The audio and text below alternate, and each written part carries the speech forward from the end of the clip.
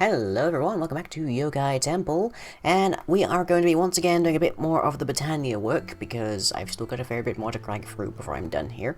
But meanwhile, a bit of progress on that.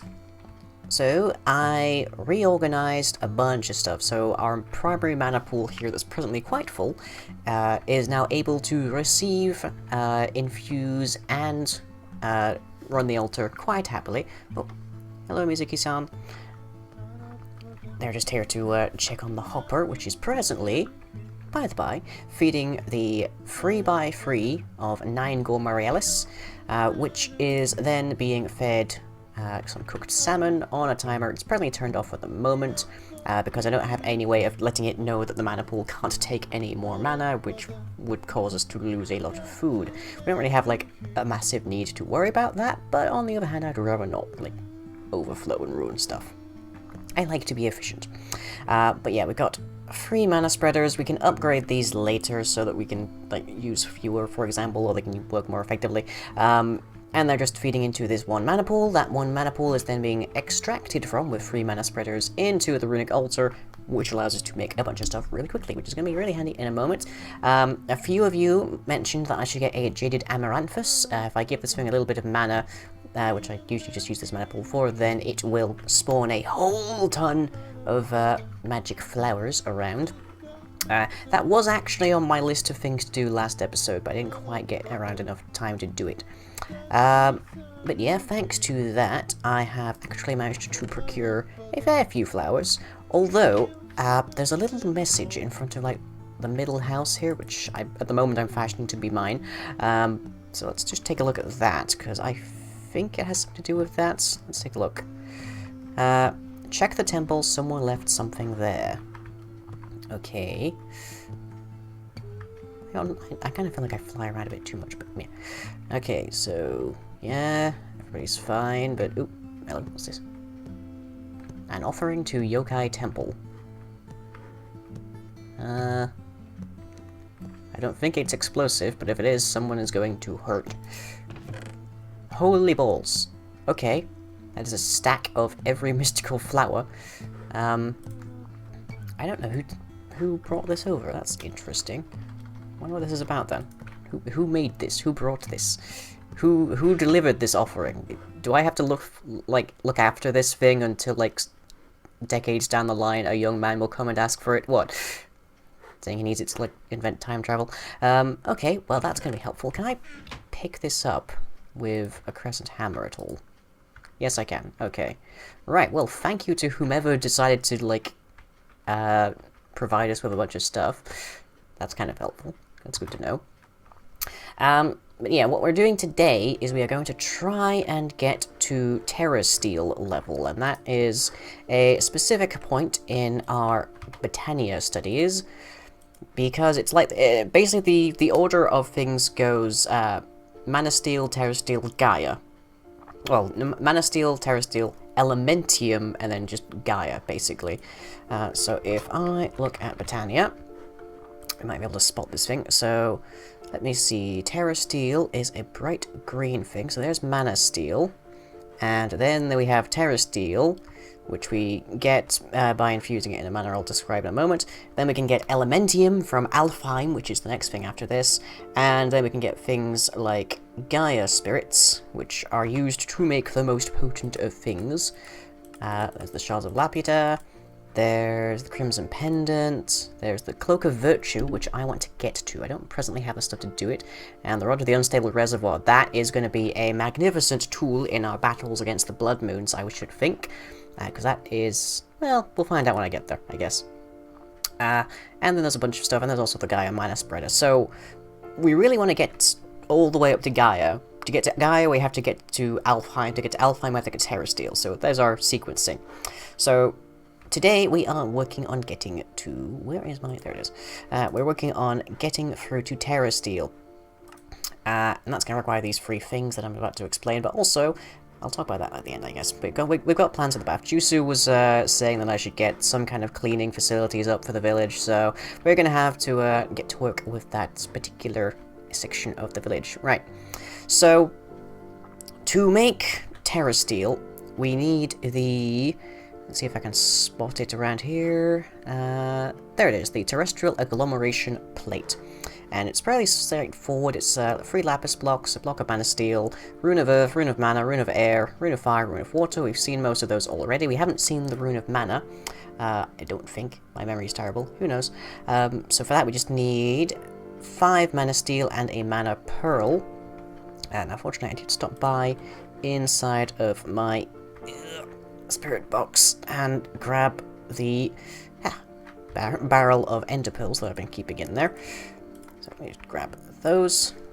Should only need the one. I really wish there was some storage material for this, but apparently not. And let's just hop over to here. And whoop, nope. In. Thank you. And let me just chuck this in because we already know we're going to need another one. Okay. So it is fairly quick. This is fairly quick now. Like it's really not very slow at all. Thank you, additional mana spreaders. So there we go. Set it running. And look at that, it's already speeding along. No concerns whatsoever. I'm gonna need some living rocks. Let's grab that just while that's finishing up. Hup. Okay. Ooh, we're gonna need these in a moment. Just grab that. Okay, so yep, I'm getting turned around. In the right direction, but turning around nonetheless. Okay. Right, so yes, I've been virtually incommunicado for the past few days. There we go. I only get one of these, which is why I don't have any in supply at the moment. Due to predominantly internet issues, but hopefully this has managed to go up on time and whatnot. Okay, and that, and that. And, okay, so we need to figure out what exactly the organizing is of this. So, that I know. And, let's see, the rune of mana definitely goes down here. Where's the plate? Okay, fire and air, water and earth. Okay. So that there, that there, that there, that there. Okay, and that gets us our Terrasteel agglomeration plate. Now this needs a very specific mounting. So let's figure out where we're going to put this. Let's put it over here, just for now at least. We can move it to somewhere a bit more designated later, but for now it can go here. And then living rock. And then the agglomeration plate. Now, this needs a supply of mana. Quite a bit of it, actually. And the best way that I've found to actually supply it with that is to use the sparks. So I tried to use these for the runic altar earlier, and it didn't work out. But I can use the sparks. So you place the sparks over the thing that can receive mana, including other mana pools, and then you can place it over a mana pool. And we can see that that has pumed over there, so these are now connected and able to work. And I now need to remember exactly what it is that goes into making Terrasteel, because heck if my memory ain't bad. Fortunately, we have this. So, let's see. Lexicon index, and we are looking at the T's, I believe. Terrasteel, okay. Send on top of a checkerboard of lapis, lucy blocks, and living rock. Now would need to be provided. Sparks be the simplest way, yes. Have a place up, center mana steel, ingot, mana diamond, and mana pearl. And that will get us 1 Terrasteel. So, we haven't used half of the things it described there, but we can get our mana steel, we have that, and we also need mana pearl and mana diamond, and I probably would have been better off just sticking this one at a time, but oh well. Oh, here's Akko. Okay, so there we have it, 1 mana pearl, 1 mana diamond, and a mana steel. It's a bunch of mana, but fortunately we have a pretty lucrative supply of it now. Can I just... Nope, apparently not. Whoop, hang on. Oh no, it's going. I think. Nope, because I messed it up. Hang on. Let me go up here. Okay, so that. There we go, okay. And now we're getting the mana in, and... Slowly but surely. Very slowly but surely, apparently. Maybe a bigger spark network would have worked. Oh, it's turning green. I am presuming that this is a good thing. Much green. Very steel. Such magic. Wow. There we go. Okay. There's one thing that's really cool about Botania. It's the special effects. Okay. So, that gets us 1 Terrasteel.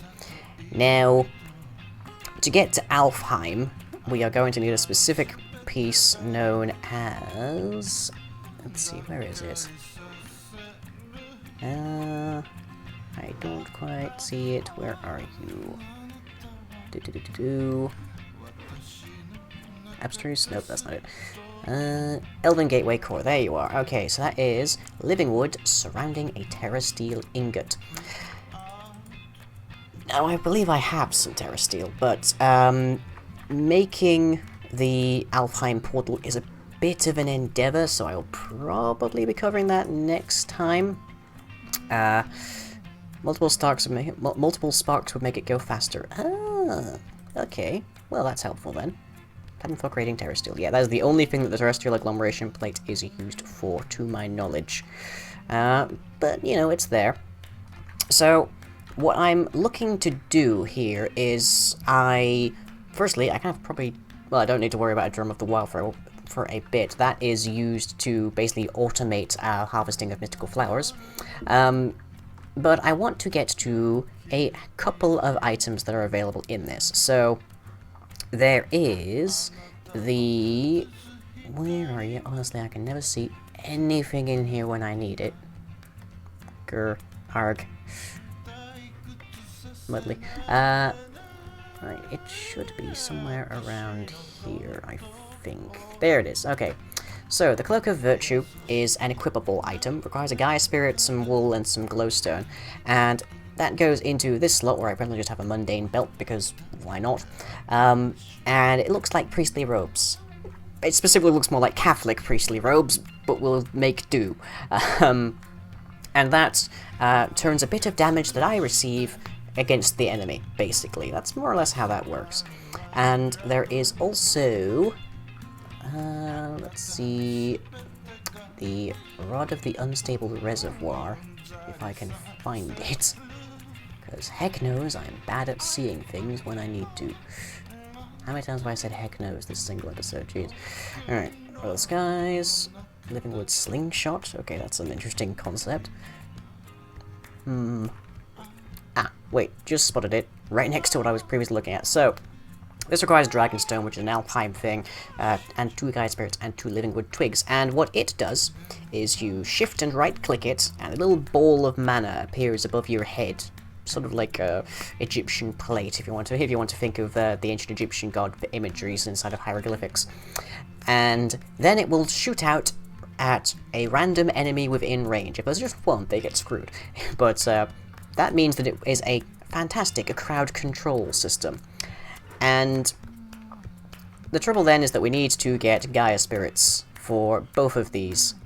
And the only way to get Gaia Spirits, you see there's no recipe, but a fair few things that they can go into, is to fight the Guardian of Gaia, or the Gaia Guardian. I don't exactly know which one it is. I don't have it in my current book because I have to go through Alfheim for that. But he's a boss monster, and fighting him requires that we have a beacon up, as well as a bunch of Elementium and Mana Steel. Mana Steel we can do reasonably easily at this point. As well as a bunch more stuff. Because we also need, like, Gaia Pylons, and those are an upgrade from Mana Pylons, which are used for enchanting, which we haven't even remotely touched on just yet. My stuff is mostly just shiny from liberal use of Artifice enchanting, which is why it's fairly low-grade stuff, but it's actually pretty handy to have nonetheless. There's also the Mana Brewery, which we could look into, but we are pretty much heavy set on the front of potions. So, for example, via Brewcraft, we have access to some pretty nasty effects, to say the least. including flight, but we've kind of given up on that, unfortunately. It's just really hard to get like that to a decent like duration. But if I search for these, so previously I was growing the regeneration seeds, and I also teched up and made water breathing, fire resistance, strength 2, night vision, and speed. And I've also modified the setup in the spirit box now so that it is auto-crafting the extreme essences. So I can make 25-minute potions of 6 different effects. I think my potion skills are pretty good, so I don't need to worry too much about the brewery, unless there's maybe like a few things, I don't know. Let's take a look. Some potential extra effects that I might have overlooked. Because I know Dave loves this stuff, so let me see. Speed, strength, haste, instant health, jump boost, regen, resistance, fire resistance, water breathing, invisibility, night vision, absorption, vial of overload. Okay, that's an intriguing one. I could murder somebody. Soul cross. And feather of feet. Interesting. Vanity's emptiness. Okay, now these are some things that I definitely do not know about. What are these ones, I wonder? Does that appear in my book?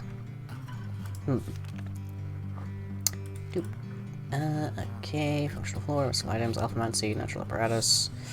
Let's see, I guess I want to look in here. Introduction to bulbils, no. Tiny planet. Oh, I think I've checked that thing out, that's hilarious. Assembly halo, I know Dave loves that one. I'm not seeing it in here. Interesting. Black Lotus, by the way, is a fun one. That is a way to put in a significant chunk of mana into your mana pool using an item that's really hard to come by. But it's a reference to Magic the Gathering, which is the main reason that I recognized it. Okay, so Bulbul's function, generation, mana, introductory clip. We can watch that on your own. Alchemizing with mana, there we are. Mana is an extremely volatile substance to a point that its complete properties and abilities are unknown. One of them is known, though. By attaching an alchemy catalyst created from a mixture of all the materials to the bottom of a mana pool, enables the pool to perform alchemy. So, yep, that gets us our alchemy catalyst. And that lets us create leather, lets us turn a different type of woods. I may be looking at the completely wrong section here. But there's some interesting ways of getting stuff that we previously had no means of getting it. Between vines and leaderbads, various breeds of fish. There are 24 pages of this. Let's skip it a little bit. Making coarse dirt. Coarse dirt, grass won't grow in it. And yet I still kind of bet that, Botanical Brewery, that's what I'm looking for. I still kind of bet that the Pneumaticraft plants will do, because every time I come onto this server, everything's like overrun with Pneumaticraft. The fact that it can be used to conjure some sort of potions comes to nobody's surprise. Brewers are a variant of potions, to put it simply, they're created using mana and a set of ingredients. Brews have defined recipes, and each vial contains multiple doses. In order to create brews, we require the brewery. Mana function is both the solvent and energy source, and is given through mana bursts. Simply planting a mana spreader at the brewery will work just fine. So we need another Rune of Mana, Brewing Stand, Block of Terrasteel, and Living Rock to make the Botanical Brewery, which you may have spotted when we were visiting Dave.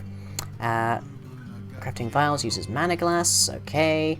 So, Brew of Fleet Feet. Mimics a potion of swiftness when taken, has a similar effect, giving the individual a speed 2 effect, vigor, haste, instant health, jump boost, regen, resistance, fire resist, auto breathing,